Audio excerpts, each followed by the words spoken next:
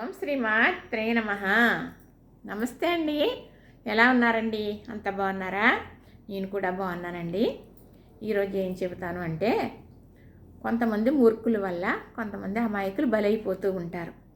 లేని మాటల నెపాలను మోపి అవతల వ్యక్తి మీద, ఈ అమాయకుల మీద వాళ్ళు పైశాచిక ఆనందం పొందుతూ ఉంటారు. అది ఇంట్లో వాళ్ళు కావచ్చు, పిల్లలు కావచ్చు, బయటోళ్ళు కావచ్చు. ఎవరన్నా ఇప్పుడు అలాగే ఉన్నారండి. ఒకవేళ మంచితనంగా ఉండి గౌరవంగా ఉండి పెద్ద రకం కింద బతుకుతున్నా బ్రతకనివ్వరు. పోనీలే తెలిసిన వాళ్ళు కదా మనన్న వాళ్ళని ఇంట్లో మనిషిలాగా చేరదీసి మంచి చెడ్డ తెలుసుకుని వాళ్ళు కష్ట సుఖాల్లో ఇన్వాల్వ్ అయ్యి చూసి చేసేమే అనుకోండి. వాళ్ళకి అనుమానం జబ్బు అనేది ఉన్నదనుకోండి, వాళ్ళు ఎప్పుడు ఎలా మారతారో తెలియదు. వాళ్ళు ఎప్పుడు వాళ్ళకి అనుమానాలు వచ్చేస్తాయో తెలియదు. ఆ అనుమానాల వల్ల ఎంత బాగా ఉన్న వాళ్ళు అవతల వాళ్ళని ఎంత బాగా మనం ఉన్నామో, వీళ్ళు ఎలాగున్నారు మనతోటి, అవసరమైతే మన మాట గురించి ఎదుటి వాళ్ళని అంటారు కూడాను అని ఇంతలా తెలుసుకున్నప్పటికీ కూడా వాళ్ళకి అనుమానం వచ్చేస్తుంది అన్నమాట. అయ్య బాబాయ్ మన గురించి వీళ్ళు ఏమైనా చెప్పేశారేమో, తెలిసిపోయిందేమో, అందుకే మన వాళ్ళు అలాగన్నారో ఇలాగున్నారో అని అనుమానం వచ్చేస్తుంది. ఎందుకంటే అనుమానం జబ్బు ఉంది కదండి వాళ్ళకి. అది దానికి ముందే లేదండి. అన్నిటికన్నా ఈ ప్రపంచంలో జరిగే జబ్బు ఏంటంటే అనుమానం జబ్బు. ఆ జబ్బు వల్ల ఎదుటి వాళ్ళు బాధ పెడతారు, వాళ్ళు పతనం అయిపోతారు. ఎలాగంటే వాళ్ళ రూపం కూడానండి రాక్షస రూపంలాగా వచ్చేస్తుంది.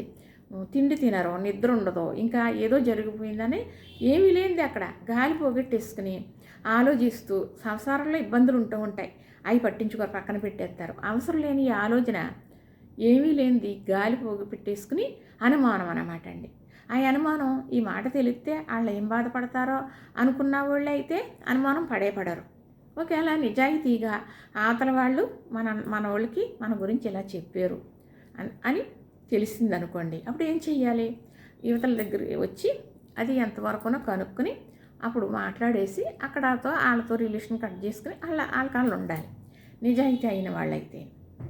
నిజాయితీ లేనోళ్ళు ఏం చేస్తారంటే ఇలాగ అనుమానించేసి వాళ్ళు చెప్పారేమో, వాళ్ళు చెందారేమో అని నలుగురు చెప్పుకుని తిరుగుతూ ఉంటారన్నమాట. ఇప్పుడు వాళ్ళ దగ్గరికి వెళ్తుంది. అప్పుడు ఎంత హీనంగా చూస్తారు వాళ్ళని కదా.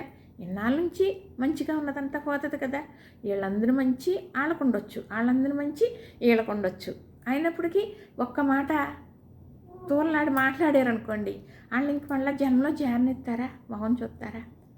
ఎందుకంటే ఆ అనుమానం అన్నమాట అండి. అనుమానం ఉన్నవాళ్ళు ఇంకా అంటే కాలం అనుమానం ఉండే అయినప్పటికీ కూడా లేని మాట ఒకరి మీద మోపేటప్పటికీ కాలం ఊరుకోదండి. కాలం తీర్పు చెప్తుంది. కర్మ అనేది మహా చెడ్డదండి. శిక్ష వేసే తీరుతుంది. అది అయిన వాళ్ళకైనా సరే, కాని వాళ్ళకైనా సరే. మరి అలాగే అబద్ధాలు ఆడేస్తూ ఉంటారు. పెద్దవాళ్ళని చూడరు, ఒక్కొక్కరు తల్లిదండ్రులను కూడా చూడరు. అంత వయసు వచ్చాక వాళ్ళు కొట్టుకుని విడిపోయేలా చేసేసిన వాళ్ళు ఉన్నారు తెలుసా. అలా ఇప్పుడు నిజాయితీ అయిన వాళ్ళు ఉన్నారనుకోండి, అబద్ధాలు ఆడి ఇలాంటి మాటలు మోపేటప్పటికి ప్రాణాలు తీసుకున్న వాళ్ళు కూడా ఉన్నారు తెలుసా అండి. మా పెద్దయ్యరాలు చెప్పారు వాళ్ళ ఊళ్ళో జరిగిన సంఘటన. ఒకరింట్లో సైన్ పోయిందటండి, కాసు గొలుసు పోయిందంట. పోతే పోయినప్పుడు ఎత్తుక్కుంటారు, పోయిందని చెప్పుకుంటారు కదా. ఒకళ్ళ మీద కోపం ఉందట, ఒకళ్ళకి ఇంకొకళ్ళ మీద కోపం ఉంది.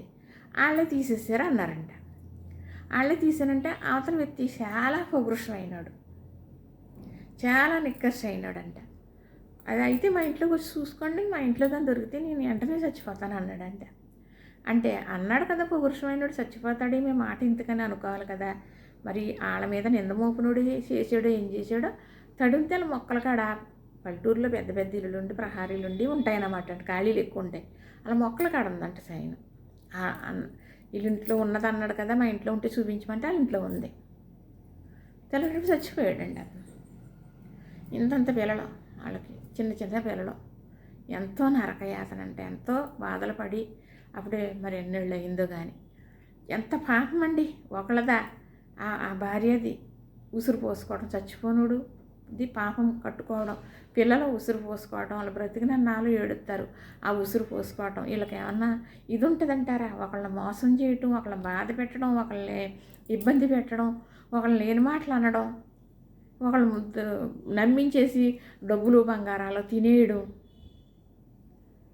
అదేమన్నా ఇదంటారా? కానీ కర్మ వచ్చినప్పుడు అనిపించుకుంటారే తప్ప తప్పు తెలుసుకోరు. తప్పు తెలుసుకోరండి. వాళ్ళు తెలుసుకున్నా తెలుసుకోకపోయినా కాలం అనేది విడిచిపెట్టదండి. తప్పకుండా శిక్ష వేసే తీరుతుంది. కర్మ మా చెడ్డదే, దానికి జాలి కనుకరం ఉండదు. శిక్ష వేసే తీరుతుంది. మనం మాట్లాడే ముందు వీళ్ళెవరో, వీళ్ళేంటి, మనం వీళ్ళ దగ్గర ఇలా తినేస్తే పాపమేమో, మనల్ని ఇలాగంటే మాట పాపమేమో, మనం ఇది నిజం తెలుసుకుని మనం అనాలి. ఓహో నిజమే, వీళ్ళు పెద్దోళ్ళు మరి ఇలాగ అన్నారా, అయితే అడుగుదాం. మనలో ఖచ్చితం ఉంటే అడగాలి, ఖచ్చితం లేకపోతే అడగరు ఎవరైనా. ఒకళ్ళ బాధ పెట్టి ఒకళ్ళు లేని మాటలని వాళ్ళు అలాగన్నారు, వాళ్ళు అన్నారేమో అని క్యాన్వాసింగ్ చేసుకుంటూ తిరుగుతూ దెయ్యం రూపం తాల్చుకుని పిచ్చెక్కిపోయి వాళ్ళకి ఆ జబ్బుకి మందు లేదు కదండి, వాళ్ళు మారుద్దామన్నా.